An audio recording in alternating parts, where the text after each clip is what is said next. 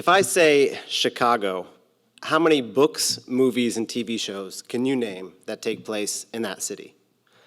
I've only got 20 seconds per slide, but chances are that's more than enough time for you to be able to think of a few. So if you're anything like me, maybe you immediately think of Joshua Ferris's Then We Came to the End. Or you remember back to high school and reading The Jungle. Or if you're into horror movies like me, you think about Candyman and Cabrini Green. Or you just flip through your cable guide and you see Chicago Hope, Chicago Fire, Chicago Med, Chicago whatever. Clearly, it's a city with character. And if I say New York, what comes to mind? Maybe Bright Lights, Big City, American Psycho, The Amazing Adventures of Cavalier and Clay, how many seasons of Friends, and so much Law and Order. Pretty much every decade of this city's existence has been documented in film and literature. And really, I could keep going all day, too, naming American cities and naming the impactful books, movies, and TV shows that take place in those cities. It's an exhausting exercise. Mainstream entertainment and literature are obsessed with the American city. The city offers a window into who we are. And yet, if I say Orlando, what have you got?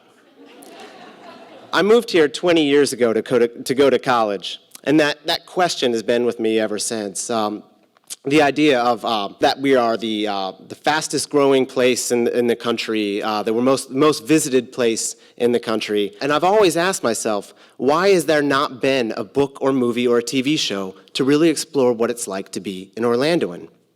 Now, this feeling intensified after I read a book called The Bonfire of the Vanities by Tom Wolfe. A book that Wolfe wrote to try to encapsulate the feeling of being in New York in the 1980s. The stockbrokers, the politics of justice, the excess and the poverty. In Wolfe's hands, New York became a character alive through fiction. In his manifesto, Wolfe argued for writers to craft, quote, city novels, books that would attempt to cram as much of a city between two covers as possible. The people, the history, the city-specific problems and cultural conflicts, how we speak, how we interact, how we view the world. And I read that manifesto and I thought, I want to write an Orlando novel. I didn't think I was ready. So I wrote a number of short stories and I had some success. I wrote a short story about Orlando in the aftermath of Hurricane Charlie, and a short story about a haunted milkshake in the world's largest McDonald's.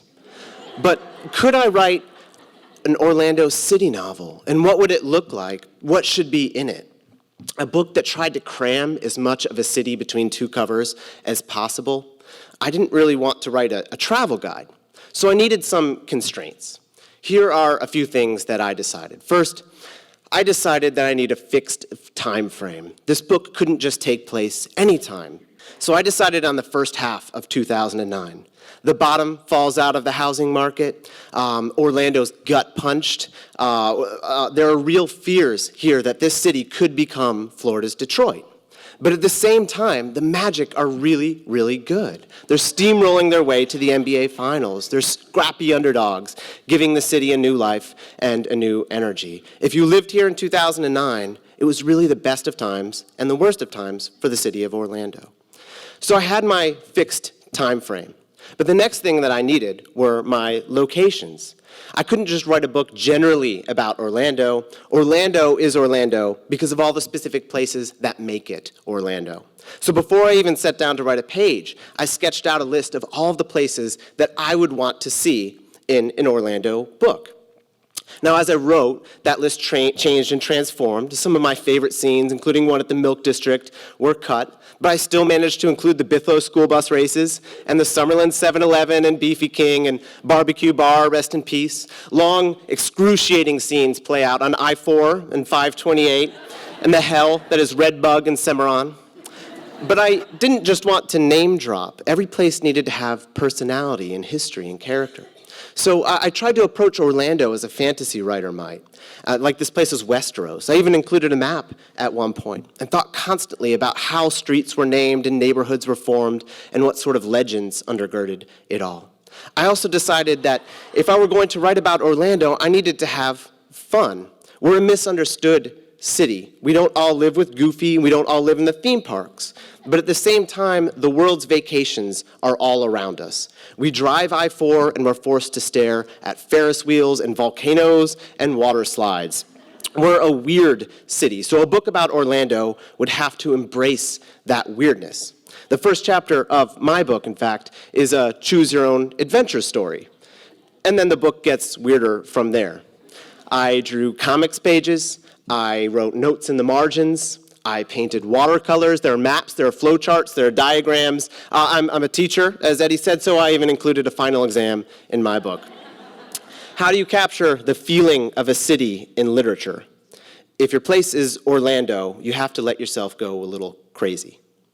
But even with all of the artwork and all of the gimmicks and all of the craziness, I needed to make sure that this book was about people. I couldn't write a book where I treated Orlando as a joke or as a Florida man stereotype. So I tried to put the emphasis on characters with whom the readers could empathize and treat Orlandoans with real seriousness. Now the book is finished. The book is a thing. As of tomorrow, coincidentally enough, it's going to be out in the world. And thank you. The title is the most Orlando title I could possibly think of, and that's Bright Light's Medium-Sized City. It's my hope that readers will enjoy the book and that they'll see themselves and their city in it. But it's also my hope that this book will be the first chapter of an ongoing tradition of distinctively Orlando literature. Thank you.